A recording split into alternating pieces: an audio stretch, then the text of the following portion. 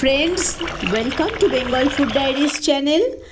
আজ সুন্দর একটা পোর্ক রেসিপি শেয়ার করব। নামমাত্র তেলে রান্নাটা হয়ে যাবে, আবার রান্নার শেষে বিন্দুমাত্র ব্যাড স্মেল থাকবে না। ভিডিওটা অবশ্যই শেষ পর্যন্ত দেখবেন। কাঠের উনুনে রান্নাটা করব। উনুনে কড়াই বসিয়ে পরিমাণ মতো জল গরম হতে বসিয়ে দেব। জলে দিয়ে দেব 1 চামচ নুন ও হাফ চামচ হলুদ গুঁড়ো। জল ফুটতে শুরু করেছে, সেই সময় দিয়ে দেব মাংস। প্রায় 5 থেকে 7 মিনিট জাল করে নেওয়ার পর একটা স্ট্রেনারের সাহায্যে জল ছেঁকে নিতে হবে। এবার কড়াই বসিয়ে গরম হলে কেবলমাত্র আলু ভাজা হয় তেমনটাই তেল দেব। তেল গরম হয়েছে, এবার আলু দিয়ে লাল লাল করে ভেজে তুলে নিতে হবে। অবশিষ্ট যতটুকু তেল আছে ওরই মধ্যে গোটা গরম মশলা, শুকনো লঙ্কা, জিরা, তেজপাতা ফোড়ন দিয়ে সুন্দর গন্ধ বেরোলে দিতে হবে পেঁয়াজ।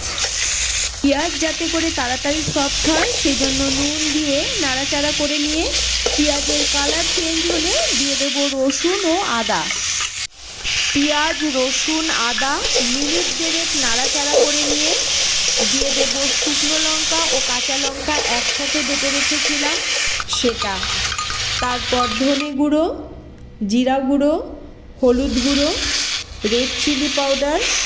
এবার কষে নেওয়ার জন্য সামান্য মশলা ধোয়া জল দিয়ে তারপর কষে নিতে হবে। মশলা আমার প্রায় কষে এসেছে।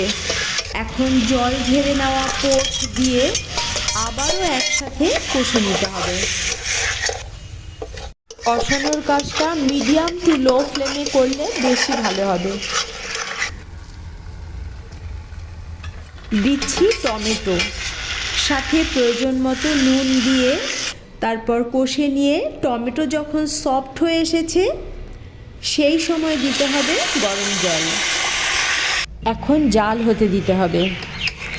মাঝে দিয়ে দেব ভেজে রাখা আলু।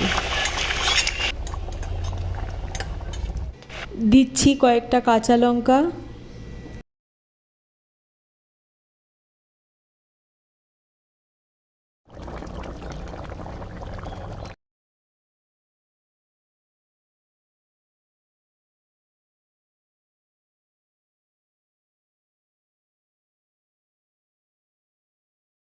শেষে গরম মশলা গুঁড়ো দিয়ে মিশিয়ে দিতে হবে।